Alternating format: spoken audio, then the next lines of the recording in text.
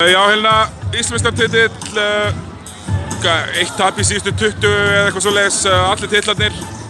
Sáttu sísonið? Já, ég held að segja ekki annað hægt.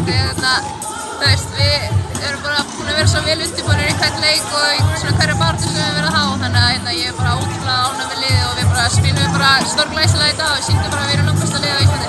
Já, þið komið hérna 2-0 yfir og þið skildu ekki eftir neitt vafa hjá neinum. Þið voru bara komin á 20 yfir bara strax í fyrri og þessu var bara lokað. Var það planið? Miðvikudagurinn var náttúrulega bara svakaleg leik. Keflavík spilaði bara sín langbesta leik á miðvikudaginn og við vissum alveg að við kannski brutum hjörtun þeirra aðeins en við bara ætluðum okkur að klára þetta í dag og komum bara út bara tilbúnar í það. Er þetta besta lið sem að spila fyrir á Íslandi? Já, ég held það. Allavega svona mannskapurinn og þjálfarateymið sko, ég held það bara. Já, gaman að sjá hérna chemistry líka hérna. Allar óbúslega mikið basketball IQ í liðinu.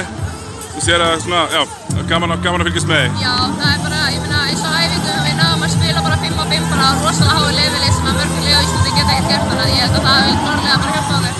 Næsta skref hjá Helenu, hefur áfram í val? Já. Alright, takk, tjekkja.